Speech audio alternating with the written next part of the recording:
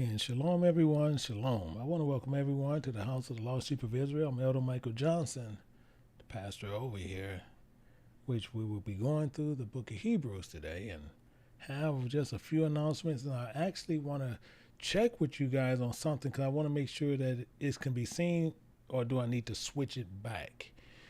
So we're going to be doing a couple of things today. So I just want to make sure that we're good. But what I do want to let people know as we're moving forward, I'm going to show you what's going on here to where you can look over here. And there's actually going to be two things I'm going to be showing you when we go over there. And I'm getting ready to move it over there right now to make sure we can see it. So if you look over here right now, you'll see KJBU.org. This is not the SharePoint, but this is KJBU.org. Now if you come over here, you're going to see two things here, and I'm going to show them. You can see here where you see the King James Bible logo, but you can click on that live stream right there, and you'll see that showing right there. So you can look at it live. We're getting ready to put the chat over there also. So you're getting ready to be able to see the chat also. So you'll see that one, but then also you see right up here, you can get to all the teachers here also. So you'll see all the teachers where you can get right to their channels, but then also you'll see the Sovereign King James Bible.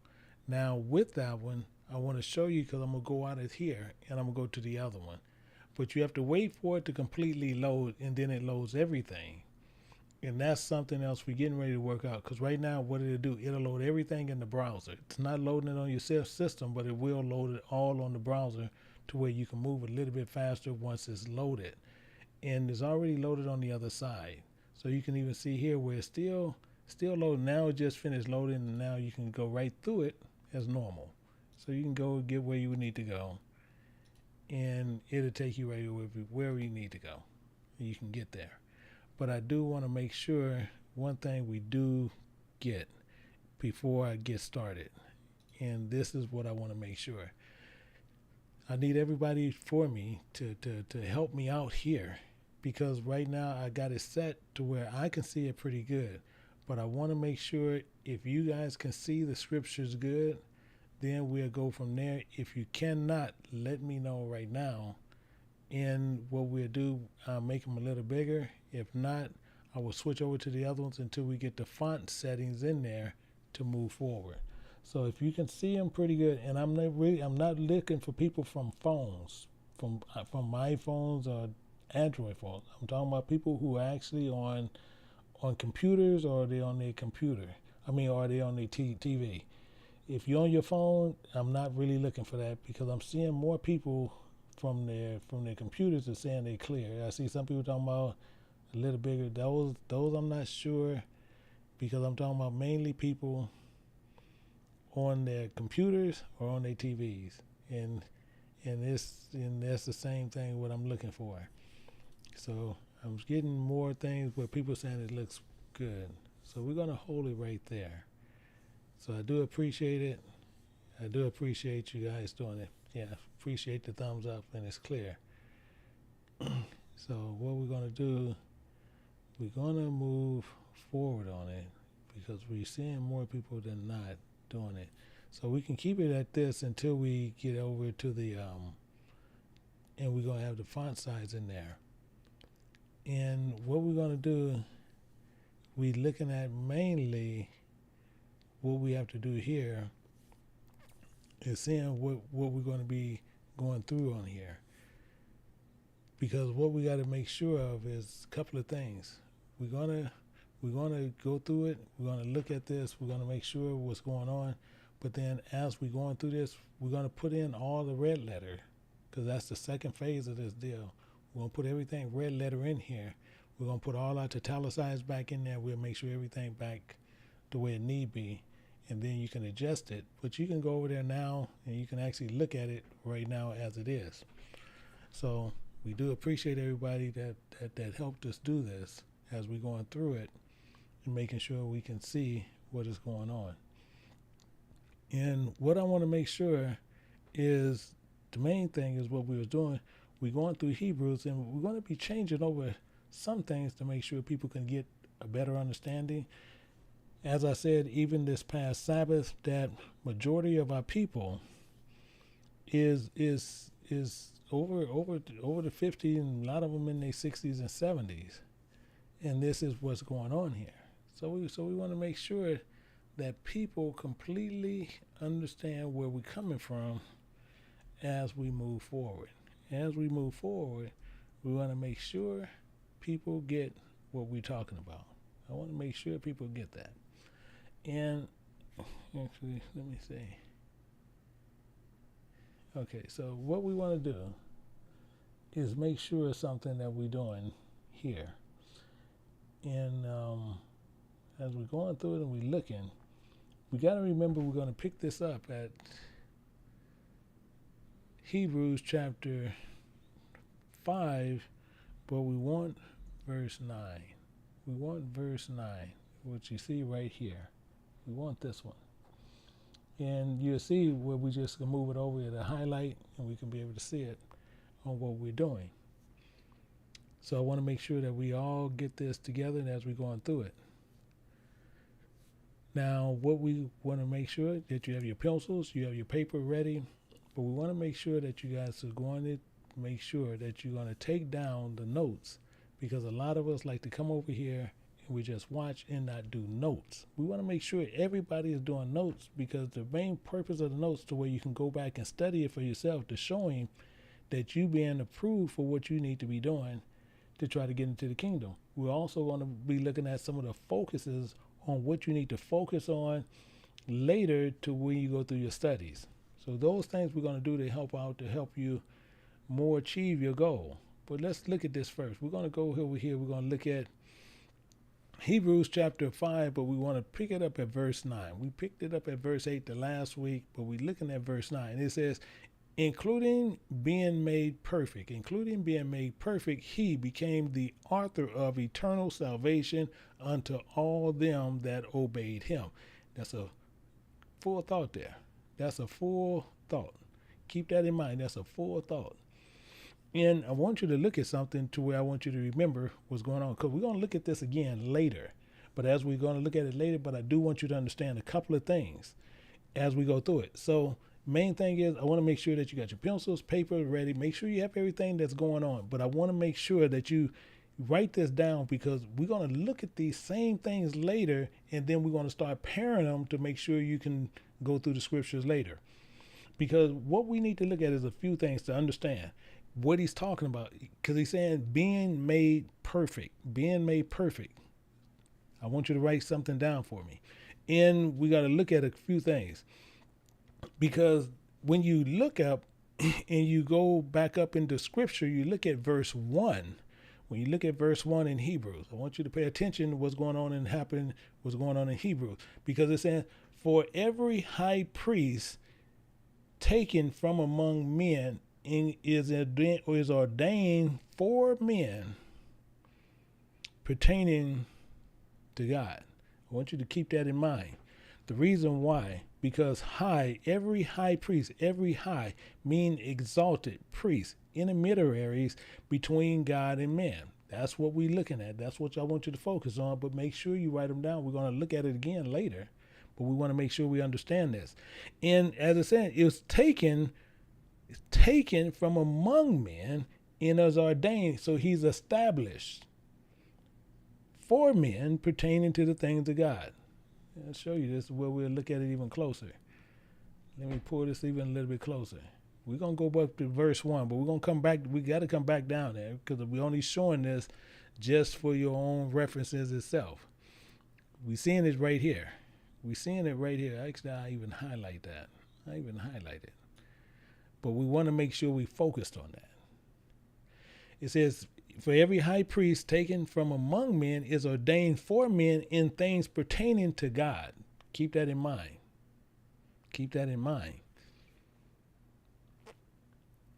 This is where it gets important. And this is why I say we want to make sure we're writing some of this stuff down. We want to make sure that you can properly go through. We all was Christians at one time or another, or come from another type of religion at one time or another. But what we want to make sure is we want to be able to go through scriptures and to properly go through to understand it, to where now we can understand what we're looking at and what we're reading and have a full understanding of it. We can't do that just sitting here listening. So I want you to see something, because he's telling us right there. It says things pertaining to God. I want you to understand pertaining to things to God, that he may offer two things. You're going to offer gifts, including sacrifices for sins. So we need to understand two things. We need to understand gifts. We need to understand sacrifices. We need to clearly get that, because gifts is offerings, sacrifices are established covenants. We need to understand both of these clearly. We need to make sure we get that. Let's look at something in Tobit. And this is something that's been taught so in error in a lot of places. It's unreal. We're going to look at Tobit chapter 4, but we're going to pick it up at verse 11. I want you to see this here. And I'm going to show you this right here. I'm going to highlight that right there. The reason why I want you to pay attention to what it's saying, it says, for arms, people, they use that for money. They tell you, oh, giving arms. They tell you that's talking about money, and that's not the truth. Arms is good deeds. Arms are good deeds. That's all it is. Because it's there for arms, for good deeds is good gifts unto all that give in the sight of the Most High. That's what he's talking about there.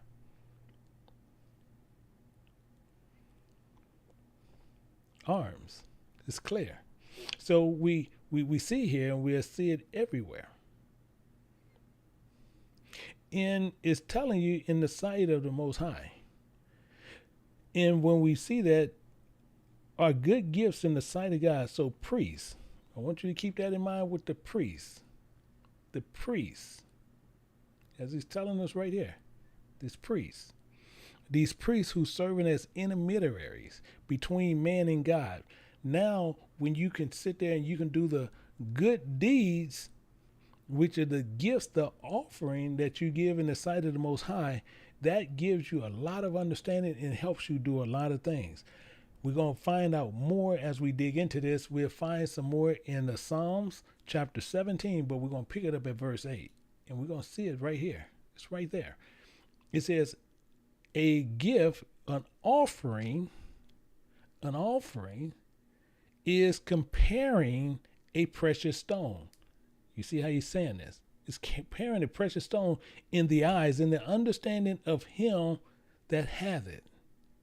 You see how he's doing this? So the gift, the offering, is compared to the precious stone. And the precious stone is the belief, the pillar. You see how he's doing this? This precious stone. It's the belief, the pillar, within the temple. Within the temple, because this is what we got to pay attention to. He is resting in your temple. He's resting in your body. And he's telling you exactly what he's doing, because he's going to make us a peculiar treasure unto God above all others. So when we're looking at our value in our eyes, our understanding in them that have it. So no matter what, this understanding that you have and that you get and that you gain, you will prosper. Many times people won't think so, but you will. You will prosper. These understandings goes right back again to what it's saying here, and we're going to find out when we get back down to verse 9. It's telling you right here. High priest taken from among men is ordained, appointed for men in things pertaining to God, that he may offer both gifts and sacrifices. So this priest has to be an intermediary between man and God, to where we can be taught how to do things towards God. We can't just guess at this, just guessing at things. We can't do that. We want to look at another one. We want to look at what sacrifices more are, and then we're going to dig into it a little bit. But sacrifices are established covenants. Sacrifices is established covenants. And they need to be pure. They need to have a clean representation of heavenly things, with the gifts offering without blemishes of remembrances. I'm going to say that again. The gift that we offering, it has to be pure. It has to be clean. Can't be with blemishes. Can't have remembrances on it. In fact, we was over here at it, and we'll look at this in Hebrews chapter 10. I'll show you something to where we can pull a little bit more information on it. We're going to look at chapter 10, but I want you to pay attention to verse 3. I want you to pay attention. Actually, we could do it over here. 10, but we want verse 3. We want verse 3. And I'm going to show you right here. Because he's telling us something that I'm going to go back up, and we're going to get a better understanding of what he's talking about. It says, but in those sacrifices, in those established covenants, there is a remembrance again made of sin every year. You just think about what we do. Think about what yourself do. We'll sit there, we're going to tell you what, I'm going to do this, I'm going to do that, I'm going to do this, I'm going to do this. I'm going to do this for the Lord. And most of us done went in church houses and did these things. Okay, I'm going to start doing this for the Lord. I'm going to start doing that for the Lord. And as soon as you go out, you start feeling back the regular way, and you go right back into the same original trap you was already in. Many of us do that. Many of us do it. And that's why he says, but in those sacrifices, in those established covenants that you done promised to God that what you had did, you made a remembrance of it, but then next year you go in there, then you do it the same thing again. That's what he's talking about. That's what's going on here. In fact, when you look at this, we're going to go over to Hebrews, and we're going to see another part over here, but we're going to go up a little bit higher. So we're going to go to Hebrews chapter 9. We're going to go to chapter 9. But we want to pick it up at verse 23. We want to get verse 23. And we want to get it here. It says, it was for that reason necessary that the patterns of things in the heavens should be purified with these, but the heavenly things themselves, which with better sacrifices than these. You see how he's telling us right there. It's right up front. So what he's telling us, that we have to make sure that our sacrifices, our established covenants, are pure. They have to be pure. And this is why themselves, they needed to be purified with the offering the better things than what we were doing. So this high priest, he was teaching us on things pertaining to God, that we need to both offer both gifts, good deeds, and doing the service. Those good deeds in the service of it, in the sacrifices, the better established covenants. And what are we doing them for? We're doing them for sin. We're doing them for sin. Let's look at something. I'm telling you right there. It says, for every high priest is taken from among men, is ordained, is appointed for men in the things pertaining to God, that he may offer both gifts and sacrifices for sin. Exactly what it's telling us right here. Exactly what it's telling us right there. And as we look at this even more, I want to make sure we pay attention to something. Sacrifices, and most people will tell, most people will teach, most people will say, sacrifices establish covenants, because that's all a sacrifice is. It's an established covenant that you make in between God. And if you sit there and you do this, most people think that it's ordered, it has to be. And that's not the truth. That is not the truth. We're going to see all this as we go through here and as we look at it. When you look at Deuteronomy, I'm going to show you when we look at Scripture and we let Scripture define what we need to be doing. We're going to find this in Deuteronomy chapter 23. And we're going to find 23, verse 21. 23, and we're going to find this in verse 21. Let's get down there to verse 21 and see what is actually telling us on what we need to do. In 21, it says, when thou shalt vow a vow unto the Spirit of thy God, thou shalt not slack to pay it. You see how this is going. We shouldn't be slacking to pay it. And he's going to clarify it. For the Spirit of thy God, of your God, will surely require of thee, including it will be sin in thee. So if you don't do it, it's sin. Think about how many times we done went in there and we done went in church and did stuff like that, and we vow, go out, boom, we start doing something else automatically. It's not a cool thing. It's not a cool thing because, as I said, it's a voluntary thing. It's voluntary, and most people don't know that it's voluntary, but it's voluntary. And we got to see the voluntary part, because it's telling us when we look at Leviticus chapter 1, verse 3. It's telling us right there. Right there.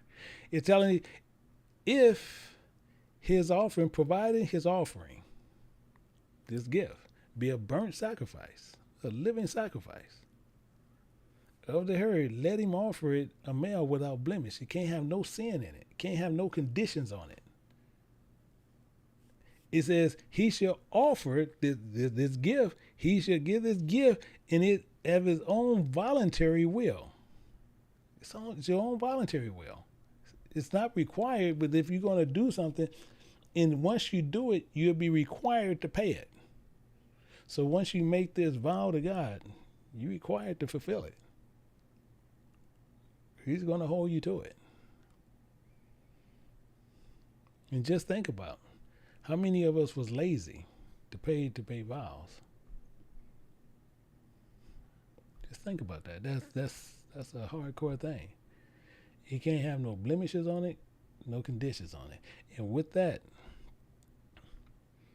we'll sit there and we'll be lazy to pay it. But we made the vow. We made it.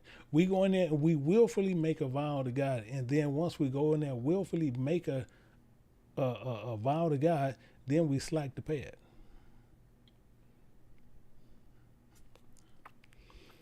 And it's telling us right up front, don't be slack to pay it. Because he's going to require it of us. He's going to make sure we're going to do it. And our problem is we slack at it.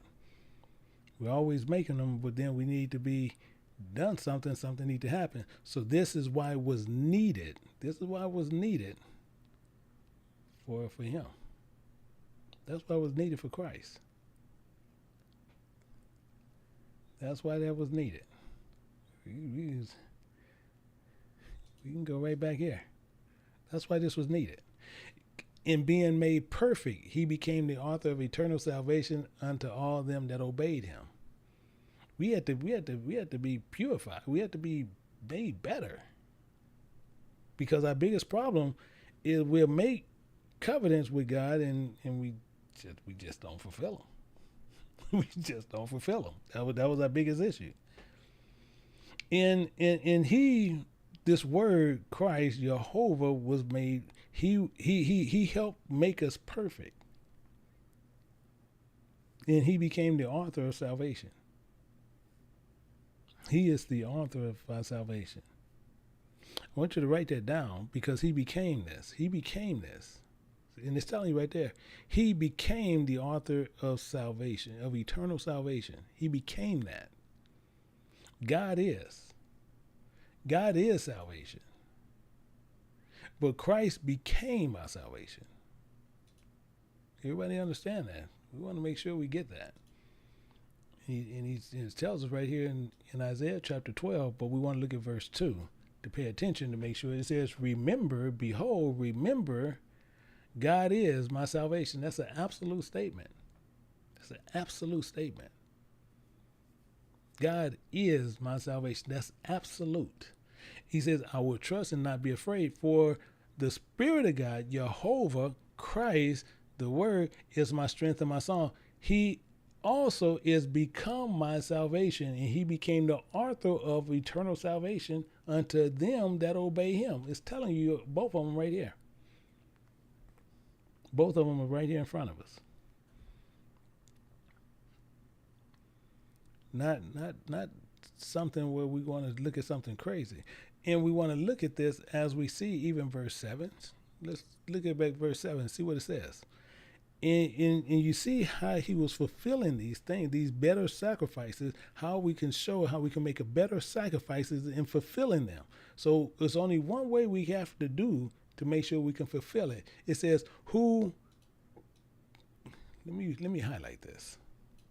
It says, who in the days of his flesh he had offered up prayers and supplications with strong crying and tears unto him that was able to save from death, including was heard in that he feared. Though he were a son, he was a servant, yet learned obedience through things which he has suffered. Wow. That's saying quite a bit. That's saying quite a bit.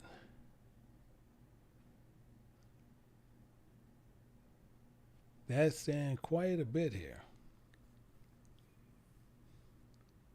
This is why it's so important on what's going on these two. Because that's telling you that Christ, he had to come in his day, he had to come into this flesh. Because God is spirit, and he sent his word, and his servant is his word, which is Jehovah, which is Christ. And he come and he rests in these bodies, and it says it means, so we understand with Yahushua or Jesus, if people want to use, this man, at one time or another, he offered up some prayers also. But I'm going to show you that. But prayers, when man offered up prayers, he make these petitions, these discourse. This is what he'll do. He'll make these supplications, these confessions of repentance and remembrance. But many times what we'll do, I want to make sure that we're clear on this. When we make up petitions, we make these prayers, we do these supplications, we do this. A lot of us do this. We'll make these prayers, we'll do all these things. But when we do those, we're doing them in the wrong way. We're doing them wrongly. And the scriptures tells us about it, but it tells us things on how it is corrected. It tells us how it's also corrected. And we have to look at everything as a whole. Everything always has to be as a whole when we look at it. In Romans chapter 8, verse 23, it says something. It helps us to get a better, verse 26. It clears up some stuff for us. It clears up some complications that people can teach on that will mix us up. It says this. It says, likewise, the Spirit, the Word, Jehovah, we want to understand, also helped our infirmities. Watch what he says, because he's going to clarify. For we know not what we should pray for as we ought. You see how serious that's getting. But the Spirit itself make intercessions for us with groanings which cannot be uttered. I want you to think about that. The reason why I said that, I want you to think about it. I want you to see something. Go back up here to verse 1. It says, for every high priest is taken from among men is ordained. He's appointed for men in things pertaining to God, that he may offer both gifts and sacrifices for sin. This should be ringing a bell. Because likewise, the Spirit also helped our infirmities. This same high priest, he helped our infirmities. For as we know what we should pray for as we ought, but we don't. So the Spirit itself makes these intercessions for us. Everybody with me? Everybody should be with me on this. So he has to make these intercessions. Now, what I want you to do, and he's the author of our salvation. He's the author of this. So if he's the author of our salvation, we need to understand a couple of things on how this all works out for us as we go through Scripture. Because if he's the author, he's making these intercessions. So he's making the prayer request. We praying for one thing. He makes the intercession and he prays for something else. We praying for whatever, and he changes that prayer and he makes it for something else. Anybody understand that? Let's look at an example. We're gonna look at Yahushua himself. We're gonna look at him himself, and you're gonna see this even with him himself. He had to make an intercession for him. In Luke chapter 22, we're gonna pick up something. Luke chapter 22, and we're gonna look at verse 41, and you'll see this here. Verse 41. Yahushua did this. It says, and when he had withdrawn from them about a stone cast, he kneeled down and prayed. So he kneeled down and he made a petition himself. He did this himself. He kneeled down and prayed. See what he did, because when he was withdrawn from them, we want to understand kind of what the context is and what was going on, what was happening. And what he did he already had told them previously. Actually, you want to tell you what, better yet, let me just show it to you.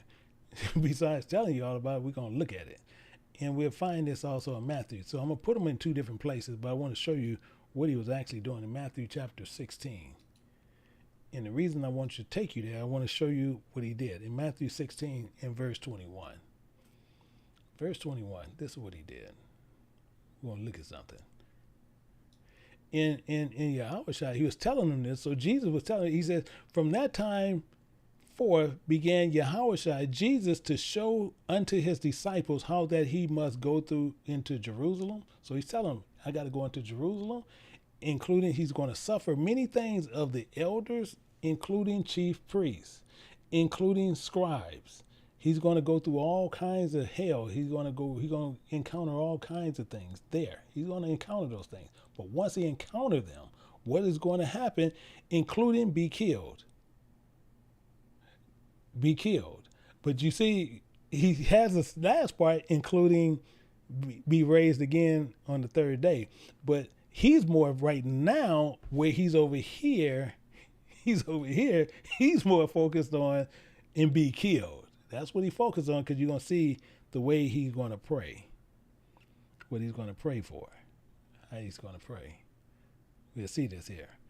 And let's look at verse 42. Because he started doing it right here. It says, saying, Father, if thou be willing, remove this cup from me. Who was praying that? Was it the man or was it Christ?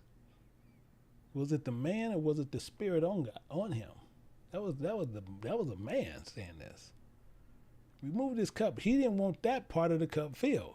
He said, nevertheless, but you can see how he stayed to what the scripture, nevertheless, not my will, but thine be done. But thine be done. So this was injected. We're going to look at this again. This was injected. We'll see it. We're going to go back to Romans chapter 8, and we're going to look at something in verse 26. We're going to look back at it. We're going to look right back at it again. And you'll see it here. It says, likewise, the Spirit also helped our infirmities. He was getting weak.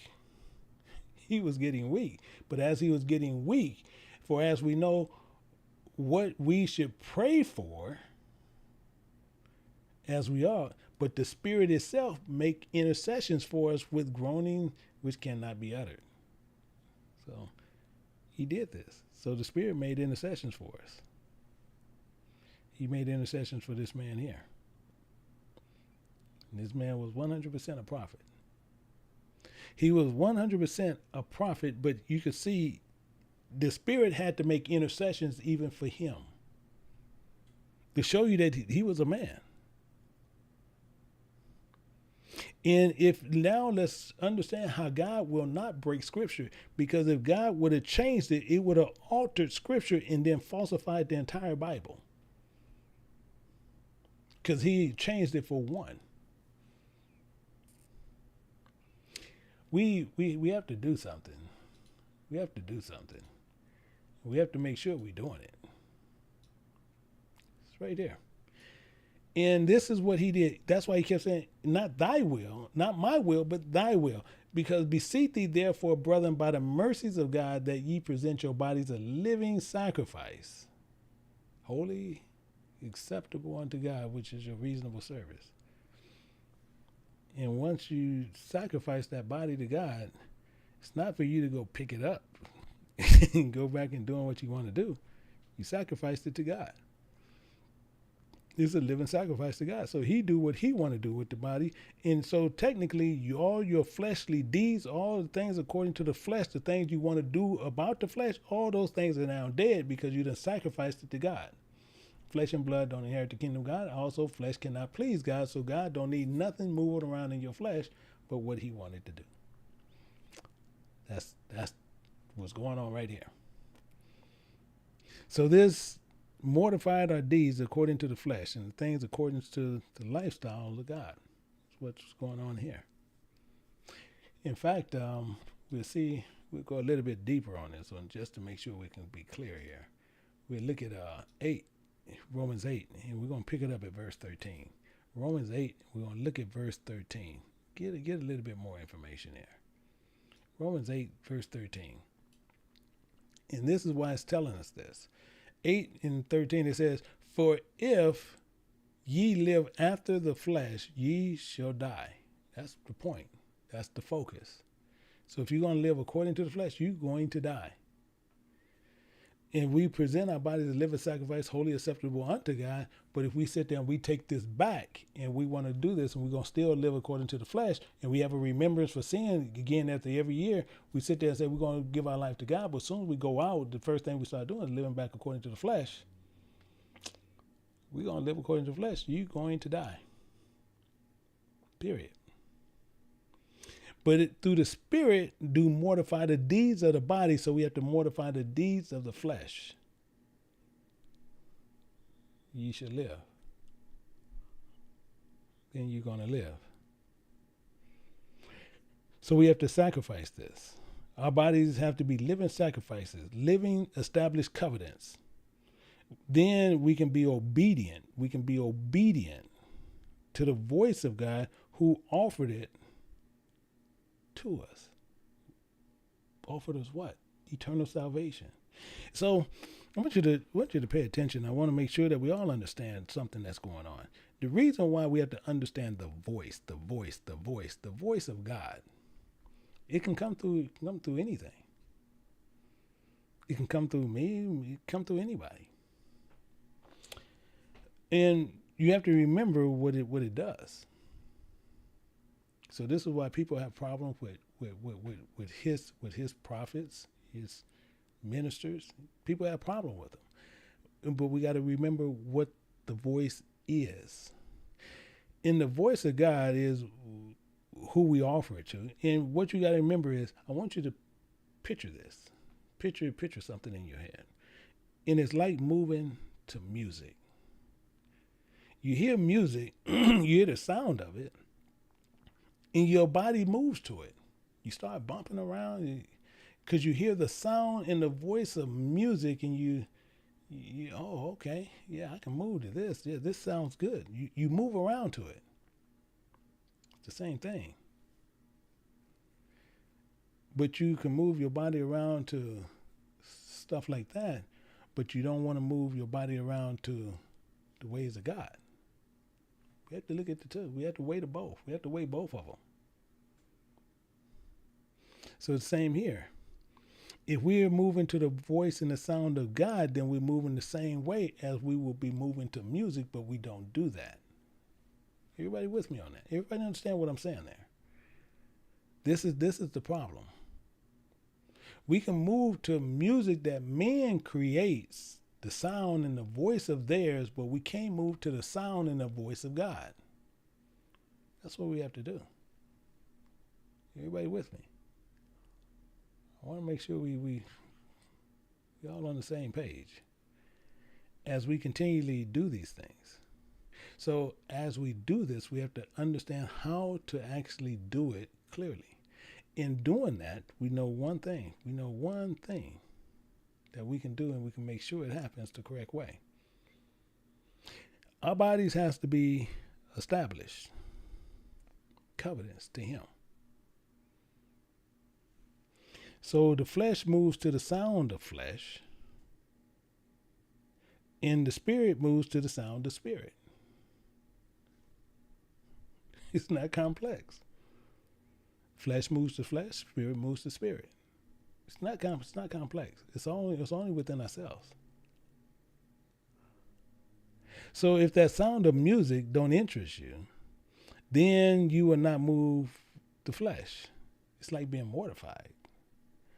Not trying to do things. Same thing. Have you ever, you see people that are going to a party and a man party, and you're not trying to go there, or you're not trying to be in this party, and you're not trying to be the best dancer,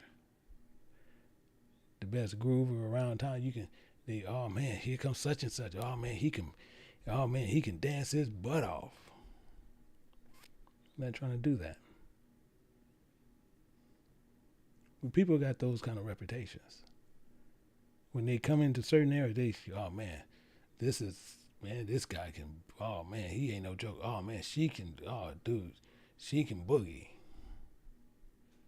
You're not trying to get a reputation according to flesh. We have to relate this. In fact, he speaks on this, and we have to look at it. And he speaks on this. We're going to go to Philippians chapter 2, and I want to show you something. Chapter 2, and we're going to pick this up and look at something. We're going to look at something there. We're going to look at something right there. We want to get a better understanding on what it's saying here.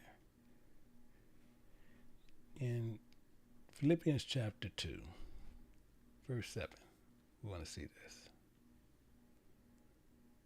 Philippians 2:7. It says, but made himself of no reputation. That's our key. Made himself of no reputation. See, if you're going to be a servant and you treating your body, you done gave your body over to Christ, and you want to live through Christ, you're going to live through Christ. You can't sit there saying you want to be the best dancer. You want to be the best person when you run up in somewhere. But made himself of no reputation. Man, you got this fame. Actually, we're going to tell you what, let's look at something. Just so where we can all be on the same page. I'm going to take you somewhere. And I'm going to sit there and we're going to look at Genesis. Actually, I can't get to that one quite. I want to get to Genesis 6 and 4. 1 second.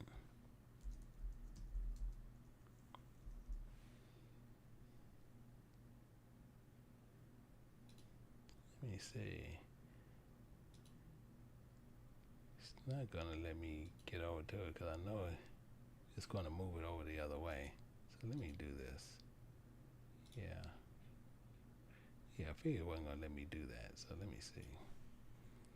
Let me get there.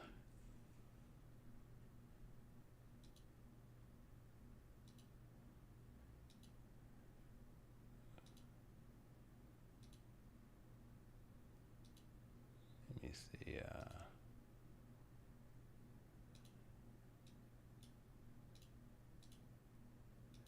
I want to get this.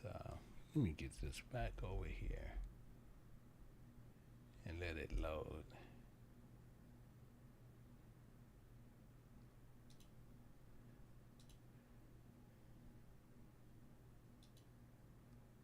And actually, I can get to it quicker there. I can get to it quicker here. So I'm going to pull it up there. Let me see, because we just want 6 and 4.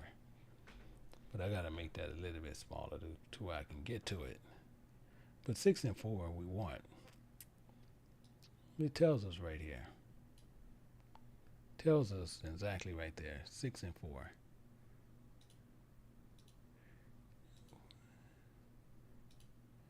And we see it says there was giants in the earth in those days. And these talking about these men, but you're gonna see they famous men. It says also after that, when the sons of God came into the daughters of men, and they bare children to them and became mighty men, which were old men of renown. These were famous men. They became famous people doing what they're doing. Doing exactly what they're doing. So it's telling us right here that he made himself with no reputation, took upon the form of a servant. That's why he came upon your body. That's why you have to humble yourself. You have to be humbled to where he can come upon you as a form of a servant, and was made in the likeness of men. This is why he's telling us this all the time, what we have to do. Verse 8, it says this, and making sure that you follow him all the way because you're a servant. It says being found in fashion, comparing a man, he humbled himself and became obedient unto death. He became obedient unto death,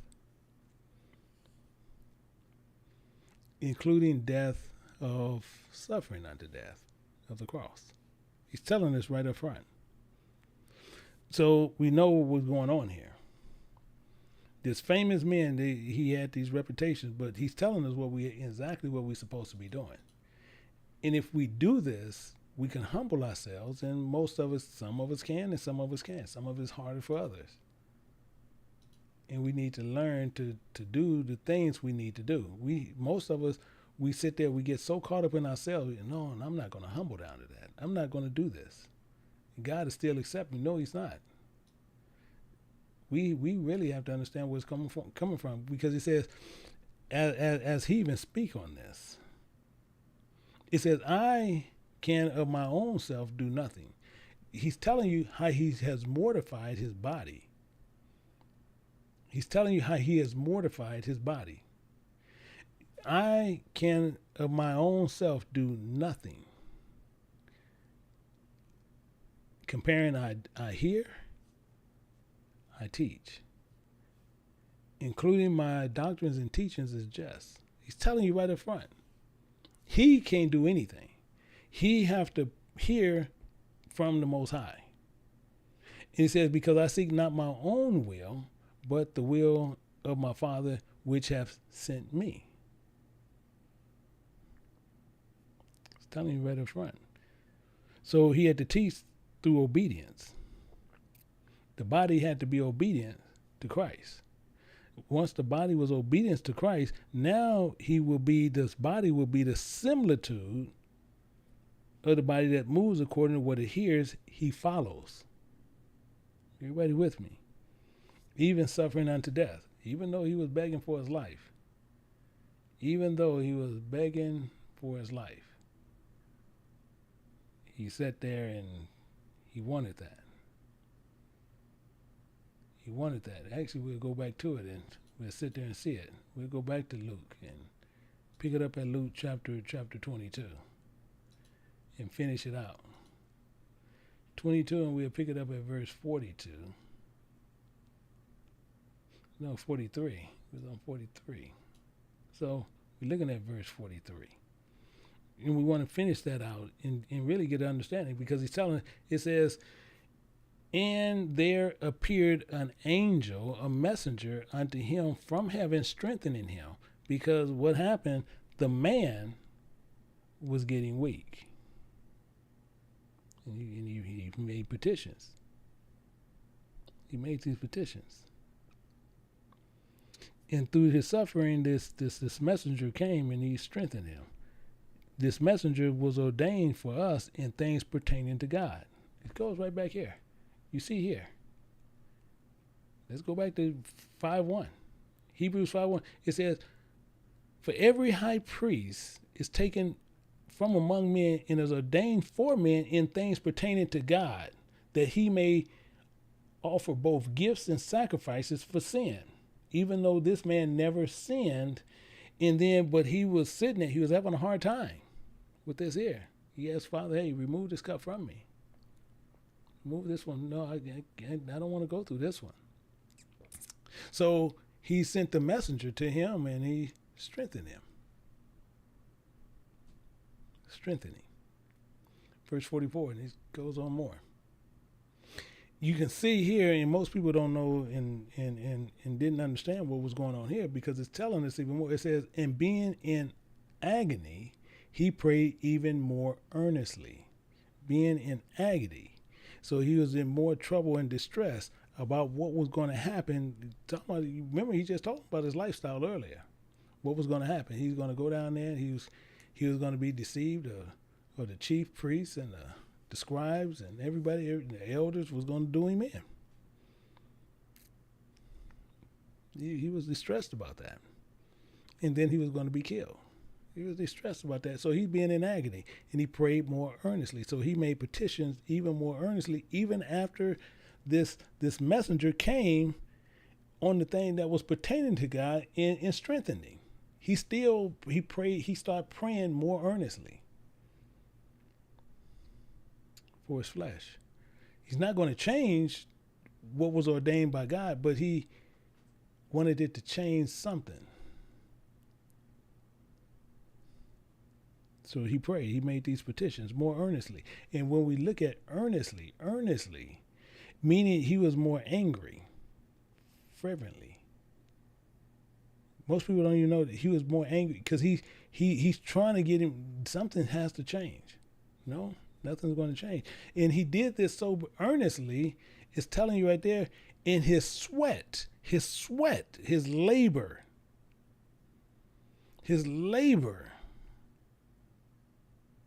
of his petition, of his praying, was as a great drops of life falling from the ground, falling down to the ground. It's right here in front of us. right here and right dead in front of us. Compare this great drops of blood. And the Bible already told us that the sweat is gonna go from our face until we return back. Then he arose and went back to his disciples. And we still have to remember the main thing that he said from the beginning. These things we have to always keep in mind. We can't break them. We have to keep them. Isaiah chapter 12, verse 2. Remember, God is my salvation. He sent a messenger to strengthen him. But he's got to go through it. He was prophesied that it happened. He even said it himself. He even said the same thing himself.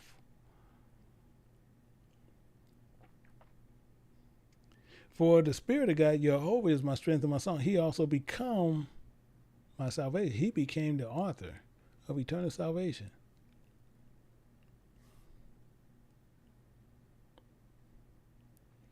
So we look at that and we start getting to understanding, seeing what's happening. But as we sit there in God, the Father of our salvation, so we're going to trust, and he has ordained men pertaining to him, and the Spirit is sent inside these men. And you can hear songs of confession of acknowledgement, or become our salvation. We have to keep these in mind. I want you to see something where a lot of us, we like to go here, and most people really still don't quite see what it is, but we're going to look at this a little bit closer. And you see Psalms 23, and many people read that, many people look at it, they read it, they do a lot of things with it. But we want to understand what that actually is saying. We want to know more so, to have a deeper understanding on what it is actually saying, than trying to use it as a catchphrase or something that we just want to put it on a card. We want to understand it. And he says, the Spirit of God is my shepherd. The Spirit of God is my shepherd. I shall not want. So it's telling us the same thing when you look at verse 1 in chapter 5. The Spirit of God is our shepherd. Telling you this the same thing. For every high priest is taken from among men, ordained for men in things pertaining to God, that we may offer both gifts and sacrifices for sin. And he's the same one, being made perfect, he became the author of eternal salvation unto them that obeyed him. So it made the Spirit of God is my shepherd, I shall not want. That's what we're rolling with. Well, that's what I'm rolling with. In fact, that's what I'm rolling with. But we're going to look at something even more. Verse 2. He tells us this. He says, he maketh, who? The Spirit of God. He maketh me lie down in green pasture. He leadeth me beside still waters. He leads us to these waters that we can sit in. But the main thing is, I'm going to show you something where we're going to get a better understanding on this itself. So when you look at Romans chapter 8 and verse 26, just to get a better understanding on how he's actually putting this together. Remember, we talked about that right there. Likewise, the Spirit also helpeth our infirmities. He leadeth me beside still waters. I don't lead me anywhere. I don't lead me anywhere. He lead me beside still waters. I ain't leading myself anywhere. I'm going to follow him. So we see this. So now we understand it. So the Spirit helps our infirmities, for we know not what we should pray for as we ought, but the Spirit itself maketh intercessions for us with groanings which cannot be uttered. So he leadeth me beside still waters. He's going to do that. But we have to be willing to lay down our flesh. That's what we have to be willing to do. In fact, let's look at something. I want to show you something. And if we're not willing to lay down our own flesh, then we just sitting there just going through the motions as people. In John, we look at John chapter 10. Actually, then we go to 9. I can't get to 10 right there. Now it shows up. It's way over there. So we're going to look at John chapter 10, but I want to show you something in verse 17. What we're going to see there. Because we got to remember, everything is voluntary. Everything is voluntary. As it says here, it says, therefore do the Father love me, promise me, because I lay down my life that I may take it again. That's the purpose. We laying down our life, let him live through us, and we live through Christ, that we might take up our life again, which is eternal salvation.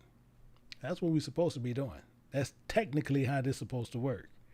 And if he leading us beside still waters, then we're going to follow him, and he's going in the path of all righteousness. That's the point.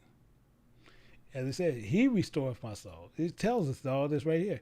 He restoreth my soul. He leadeth me in the paths of righteousness for his ways' sake. That's what he's doing. So we understand better when we do things in the correct way, to where we can make sure we following God. We following God. But if we sit there and we don't follow God, we try to follow ourselves, we're going to get lost. Because a lot of people, they like to, oh yeah, I understand it, but it's craziness. And this is rampant. People come up with their own things, and they always want to come up with their own understandings on all things.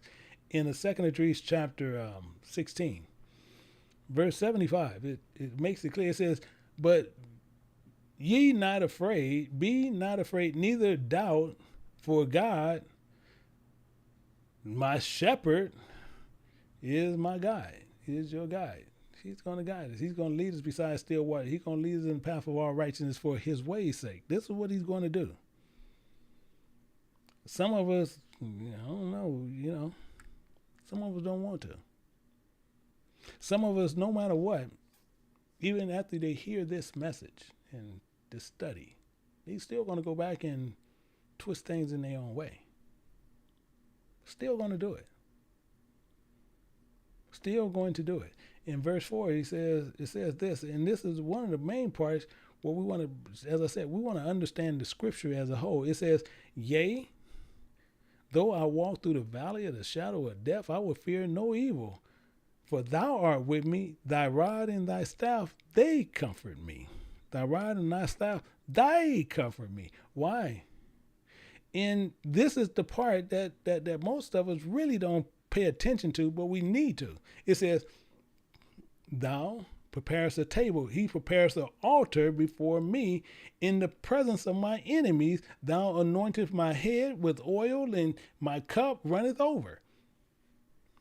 People always think that is all peaches and cream. That is all peaches and cream. It's not the truth. He prepared our altar in front of our enemies. This altar is prepared before all our enemies. What do you think? It's telling you right there. But people think you're going to be before your enemy, and you're going to have peaches and creams before your enemies. But he's leading us through the valley of the shadow of death. We walking on this journey through this valley of the shadow of death. What part did we miss here? What do you think about that? What part did you miss? What part did we miss? If he's leading us through the valley of the shadow of death, he's leading us through this journey, but some of us want to turn aside. We got fire on one side, we got deep water on the other, and we turn aside and we sway. That's craziness. He leadeth us into the path of all righteousness. So he's saying, so his rod and his staff, they got to comfort us. Sometimes you got to put the whoop on. Everybody get that? I want to make sure everybody understand that. Because everybody look at this and they use Psalm 23 for, I'm talking about, I just did a funeral and they got Psalm 23 on the front cover. On the front cover. And the main thing I want you to understand is this. This is telling you to where what we do, we have to be corrected. We have to be corrected in many ways, shapes, forms, and fashions based on what we do. And I'm gonna help us get a better understanding of this and see it and show you why this is so prevalent on us today and why we think so differently. Everything is always good. Everything is always good, and it's not. He had a problem with us. In Lamentations, we're going to pick it up at chapter 2. But I'm going to drop down to verse 15. I'm going to show you something. I want to make sure we clearly get this and understand it. So what happened, he prepared our tables in the midst of our enemies. So when we turn to the left or to the right, his rod and his staff, they're going to comfort us. You're going to put the smack down. And it says, and it's telling us in Lamentations chapter 2, verse 15, it says, and all that pass by clap their hands at thee. They hiss, including wag their heads at the daughter of Jerusalem, talking about all the children of Israel, saying, is this the people that men call perfection of beauty, the joy of the earth? We just passing through, but some of us want to get stuff off the shelf.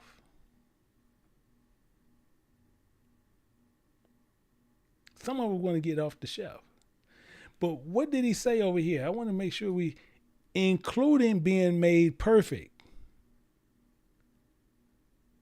Just like a child walking through the store. They walk into the store, they want to grab something. No, stop. His rod and his staff going to comfort us. The same as you do your child when you're in the store. We're on a journey, we're going through the place. We're not sitting here to stop and shop. We're here just to journey through. To be made perfect. We see this stuff. He can tell us about it, but we keep moving. So we stop and then we get punished. And he says, all that pass by clap their hands and hiss and wag their heads at us. Saying, is this the people? And it's prepared before all the enemy. It's for the world to see. For the world to see us getting spanked. In fact, go down a little bit more in verse 16. In verse 16, we're going to sit there and see something. In 16, it says, all thy enemies have opened their mouth against thee. They hiss and gash their teeth and say, we have swallowed her up. Certainly, this is the day that we look for. We have found. We have seen it. They have seen it. It's right here. It's right here.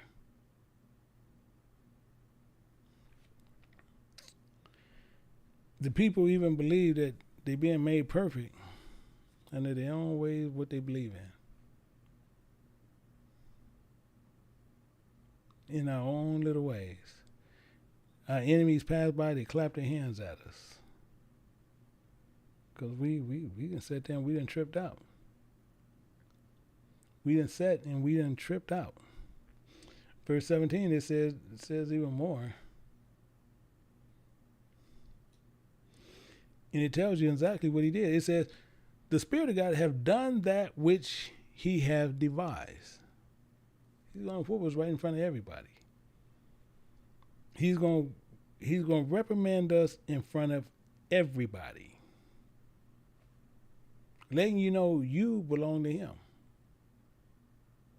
Letting everybody know that you are his. Right up front.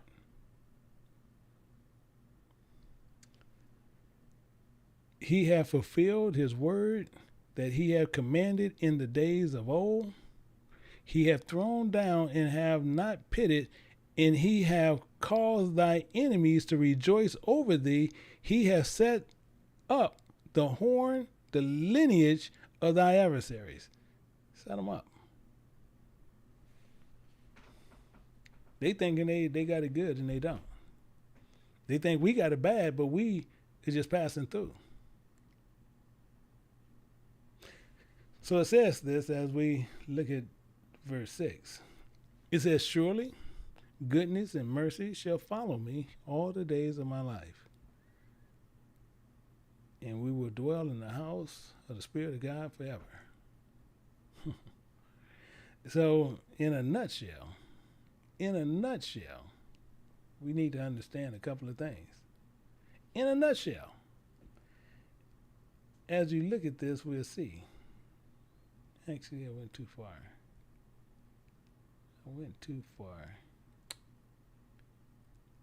Yeah. Right here. We wanted that one right there. Ruth chapter 1. And you're going to see how the Spirit need to be, this companion, this friend, how you need to be with Christ. And it's telling you right here. It says, even Ruth said, my friend, my companion, entreat me not to leave thee or return from the following after thee. Whither thou goest, I will go, and where thou lodge, I lodge. Thy people shall be my people, including thy God, my God. Where thou diest, I will die, and there will I be buried. The Spirit of God do so to me, including more so, if I ought but death doeth part thee from me.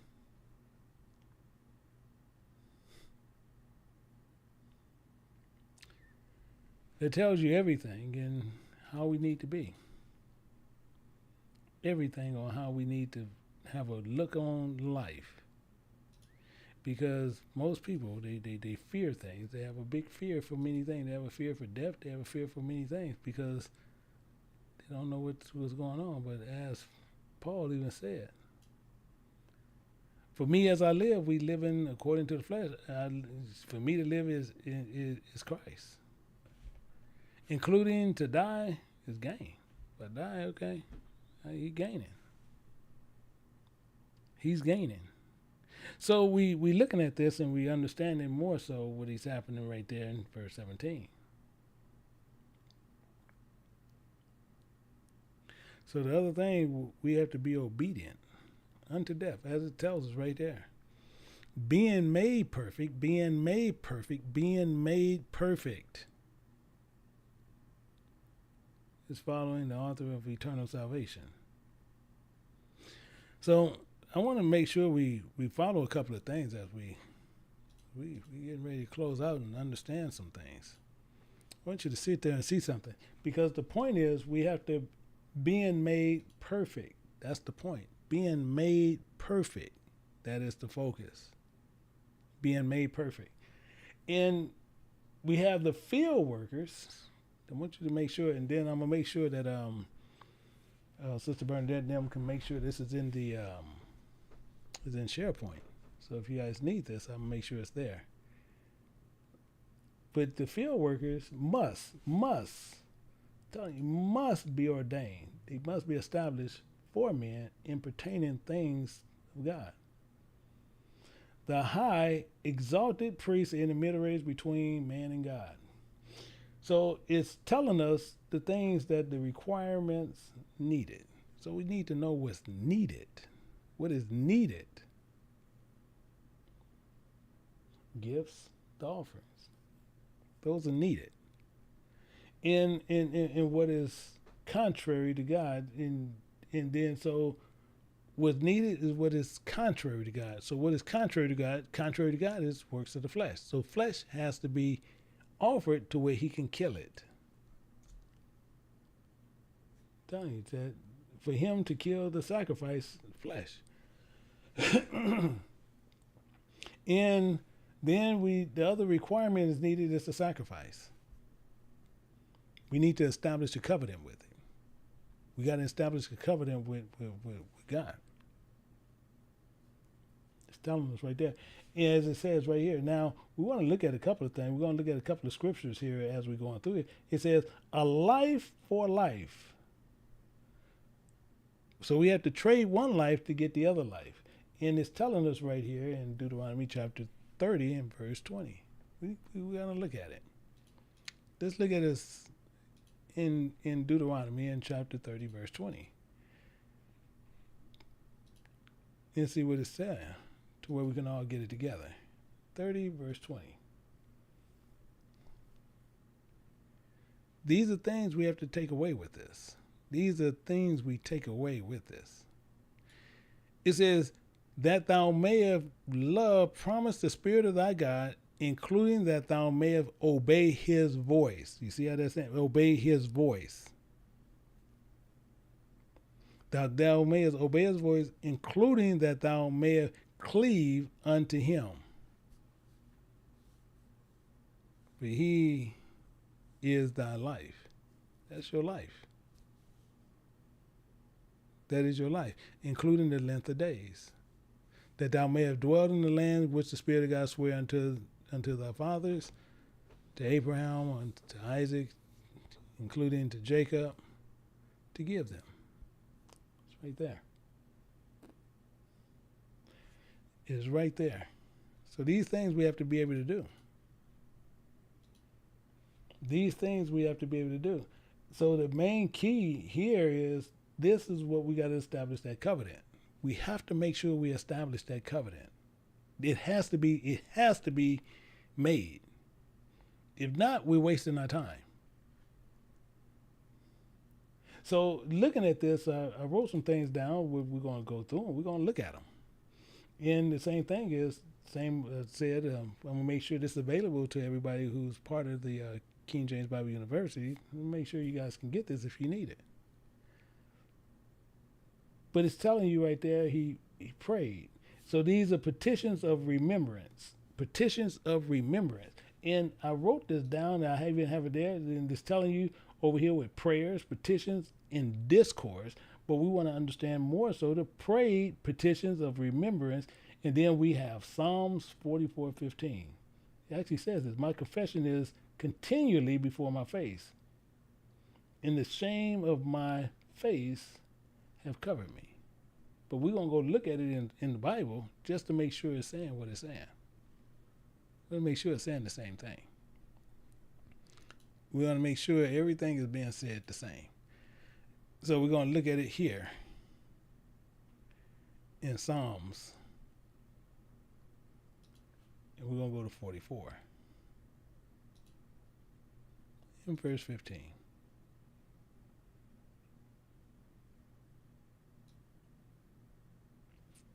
Saying the same thing. My confessions is continually before me, and my shame of my face have covered me. We know this.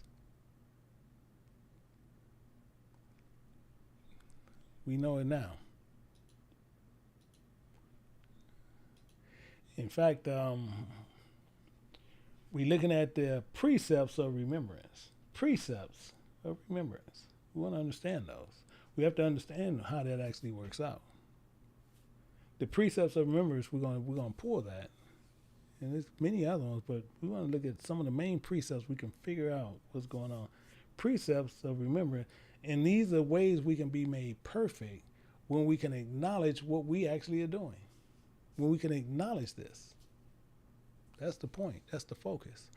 Let's look at them all together, because we got Daniel 9:5, 9:8, 9:11, 9:15. Let's go look at them.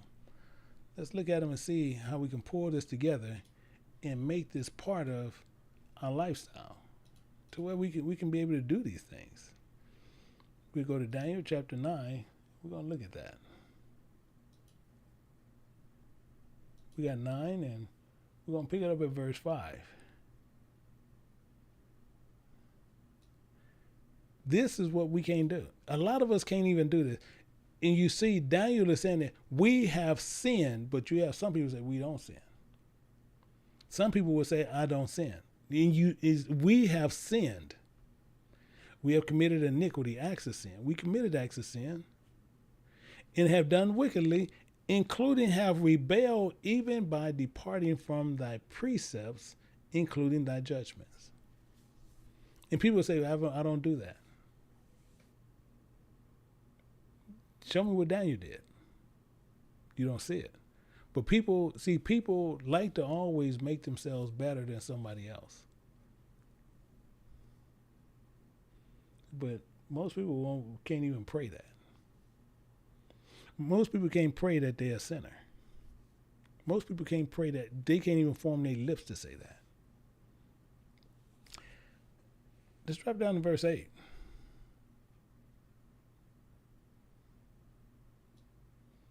On what we more need to hone in on. It says, "O Creator, to us, this is all of us, to us belong confusion of face.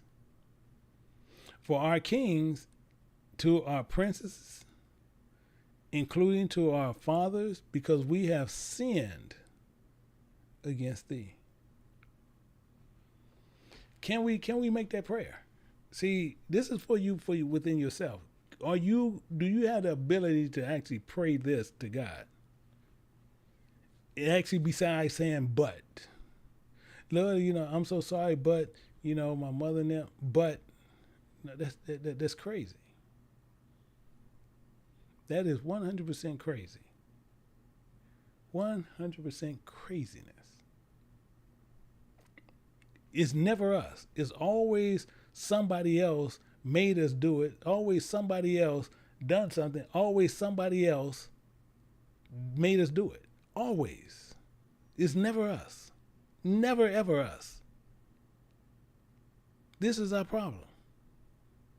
Oh, we have people. Oh, I knew something was wrong with that church, and I knew something was always wrong with that church. And you've been in the church for 40, 50, 60, 70 years. And you always knew something was wrong with it, and you sat there.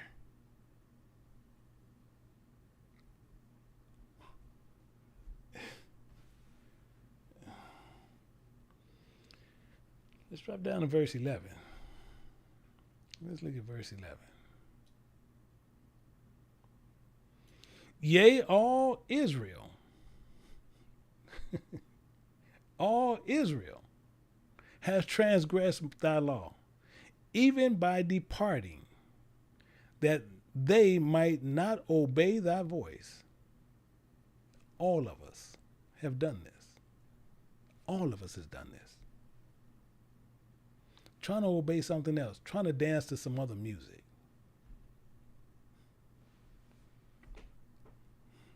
Remember I said that? We'll do other things. And it's telling us right up front, right here, what we are doing. That we won't obey his voice. For that reason, therefore, the curse is poured upon us, including the oath that is written in the law of Moses, the servant of God, because we have sinned against him. Does it need to be any clearer? Do it need to be any clearer? Let's drop down to verse 15. This is not people, this is us. Me, you, all of us. This is all of us caught up. It says, "Now, O Creator, our God, thou hast brought thy people forth in the land of confusion, in the land of bondage, with a mighty hand," with the mighty power. We talk about it all the time. I don't care what country you go in, we're always sitting at the bottom of the totem pole. Our table is prepared before our enemies. Wherever you go, we're always at the bottom of the totem pole. Always.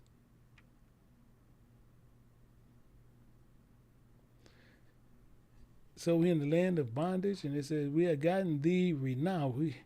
And thou hast gotten thee renown. We famous for that. We're famous. All you do, you can go to ghettos. They call them ghettos and slums. Go to any one of those, you all gonna see the majority of us. Always. We're famous for that. He's telling you, we're famous for that.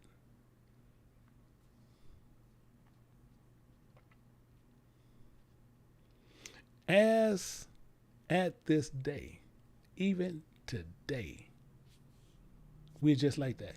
And we can't turn to go to God.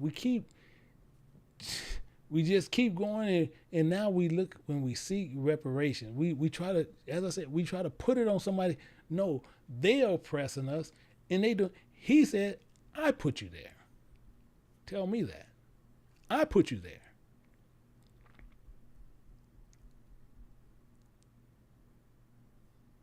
And we famous for it.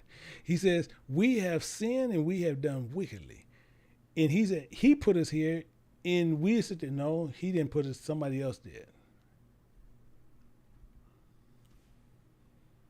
Somebody else did it. He didn't do that. He didn't do that. Somebody else did it. So we're looking at this precept of remembrance, but we want to look at one more because you see right here, he's talking about one more right here. We want to look at Baruch. Baruch chapter 2, verse 12. We want to see one more there before we go over to the side. We want to look at one more. Baruch chapter 2 and verse 12. Baruch 2, verse 12. We're going to look at that one. And we'll see what he's talking about there. 2 and verse 12.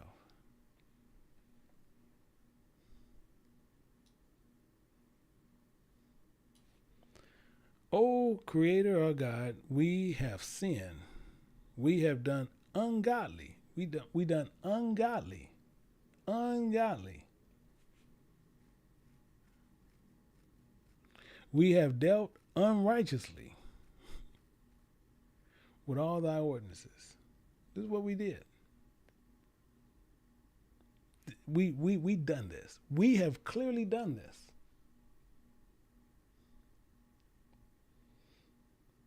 Do we make petitions like this? Do we make petitions to God like this? We'll quickly say, Lord, I'm sorry for all my sin. Boom. And then we start asking for stuff. Immediately start asking for stuff.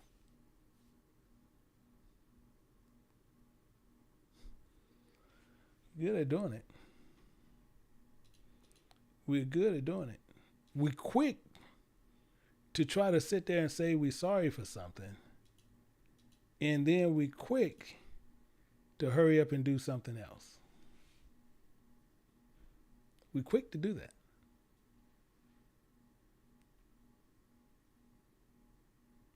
Why? Why are we so quick to do something else? So we need to stop playing games with God. We got to stop playing these games. It says, stop establishing covenants we cannot and will not keep. It tells us right here. I wrote this down, wrote this note down. I want to remember it to where I can share it with you. We need to stop establishing covenants we cannot keep with God.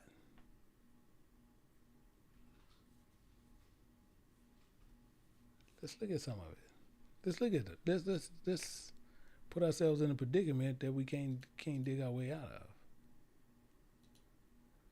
We're going to go over here. We're going to look at Hebrews. It's got Hebrews chapter 10, verse 1. Hebrews 10 and verse 1. That was way over there too. So we'll pull it over there. Oh, it's still way over there. Okay.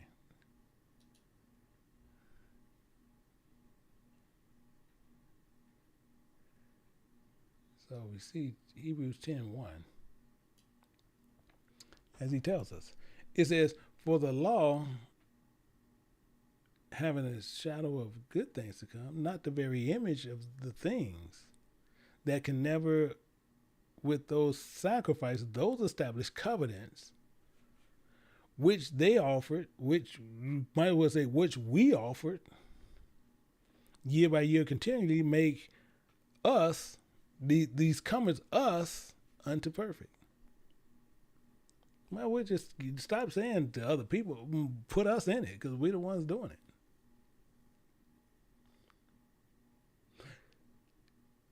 Let's go down, let's look at it a little bit closer.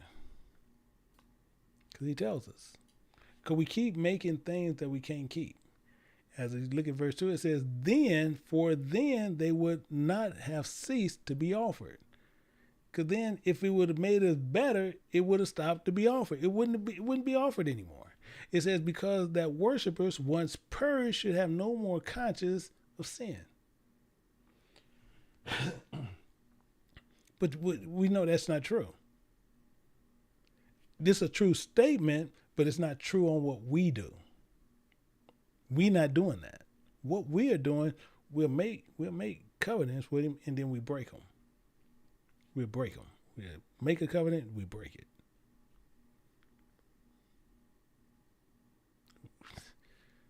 We have to stop doing it. These are things we have to stop doing. Let's look at verse 3.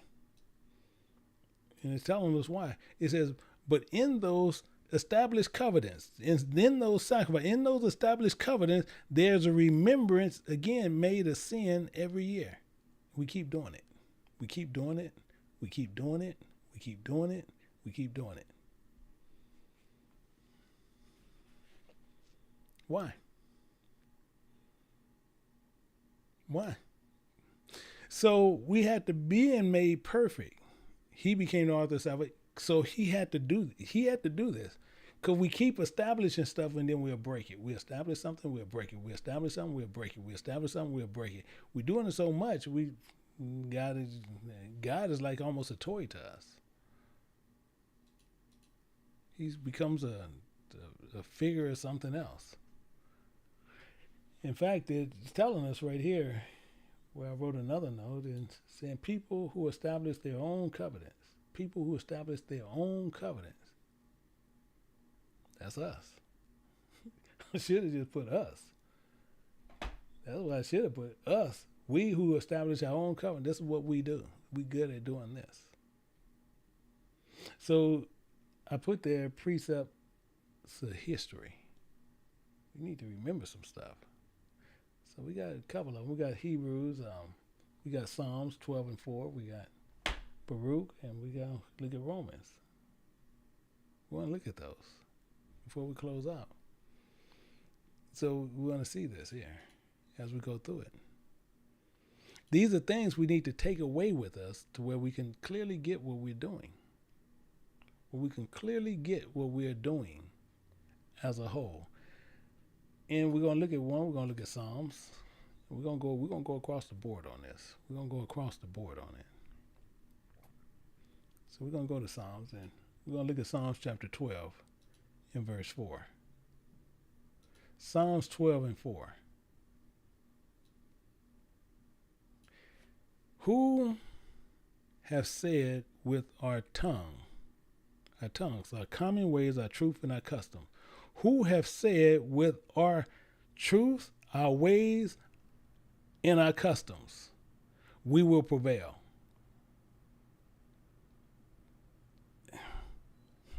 I'm just going to pause for a minute. I'm going to pause for a minute because I want us to think about that one. I want that to marinate. Who have said with our tongues, with our customs, our ways, our truths, we will prevail. That's a forethought. A forethought. A forethought for each and every one of us. Our own ways, our own customs. I'm gonna do this. Yeah, you gotta be cool with it. Don't worry about it. He's cool with it. Our lips, our doctrines and teachings, are our own. It's telling our lips, our doctrines and teachings are our own.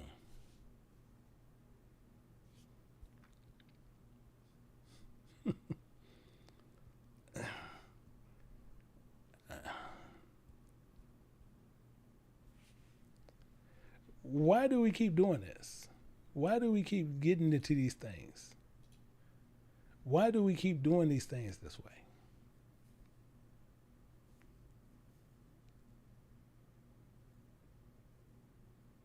And we do it. We do it. We'll sit there and come up with our own doctrines, our own teachings. And then the first thing we'll say, who is Lord over us? Yeah, but it's right there. Who is Lord over us? I'm my own God. I'm my own ruler. Let's look at Baruch, and we'll go to Baruch and pull a little bit more stuff. Let's get to Baruch and get some more information. We want Baruch chapter 1. We're going to go down to verse 22. Luke 1, verse 22.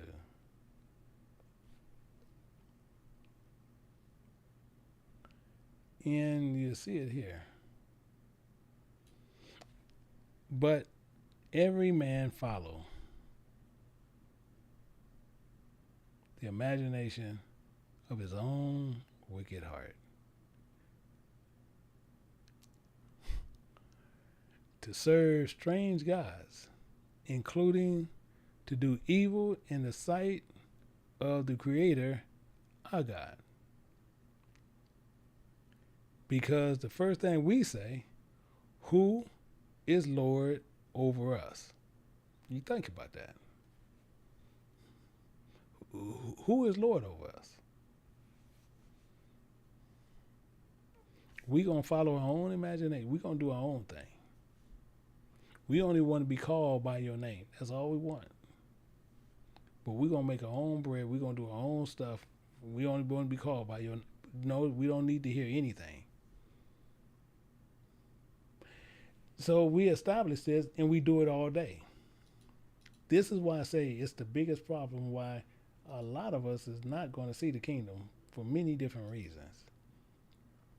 In Romans chapter 10, verse 3. Verse 3.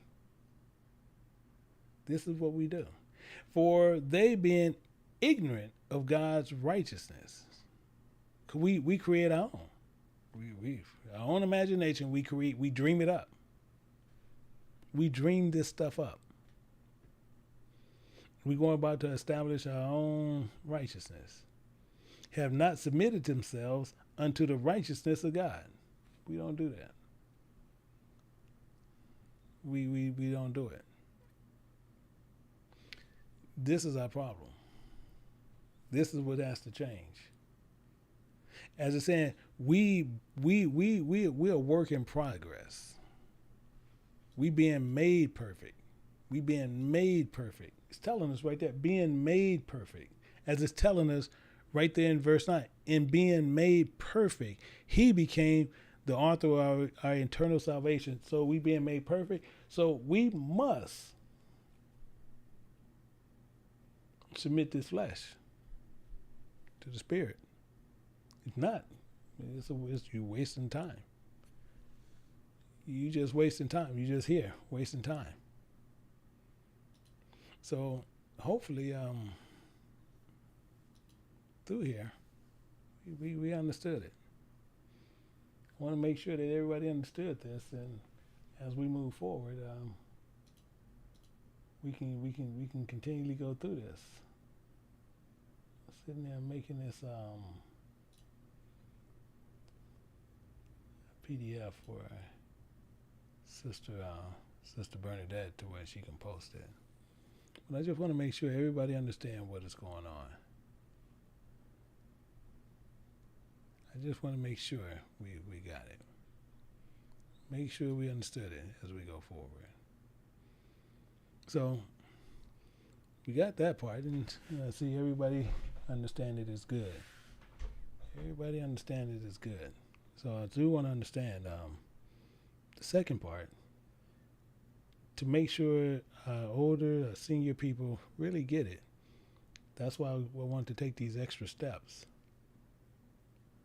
And if that's more so, will help you guys out a lot more. I don't mind doing them, but if those illustrations help you out a lot more, I don't have a problem doing it. If it helps you out more, you just say, yeah, they're great, or we just put 100 there, and that'll clear that up. And then I make sure you guys have more illustrations to show you also the scriptures you need to focus on and what you need to do. So I'm cool with that also. But if not, then don't worry about that. Then we only use that here and there. But when you want to make sure of something, we want to make sure that you clearly get what's going on. We want to make sure that you understand it. That's the purpose of why we need to go through everything and do it. And I see people trying to also put a They're trying to write novels. Can y'all still try? Don't write novels. All I need is 100. Don't write them. Don't write me a novel. I don't need novels in here. So we need that as we continue, as we go through. So with that, I see that everybody's doing it. Everybody got a good understanding. But I want to make sure that as we continue with this, that we continue to move forward. This document will be over in SharePoint. I'm going to send this over to the people that's running SharePoint. We'll make sure that's available for you. But you go through it, study it. Don't get it, oh, I got this document, I'm cool. No, study it and do it.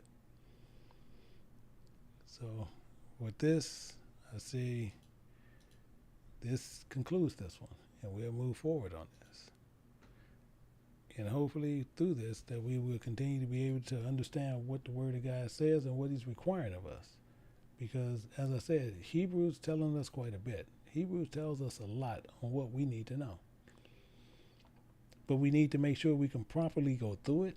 We need to make sure we can properly understand it. We need to make sure we can understand it perceptionally as we look at Scripture. Because you have a lot of Christian pastors out there, and they will sit there. They are nothing but slick-tongued devils. They'll say a little something to try to pull you in on the line of a hook, and then they're going to start injecting all these lies to you. So we want to make sure we get this. So with that, I hope that each and every person got a good understanding on this. So until next time, I'll say until we meet again, you guys, I'll say shalom.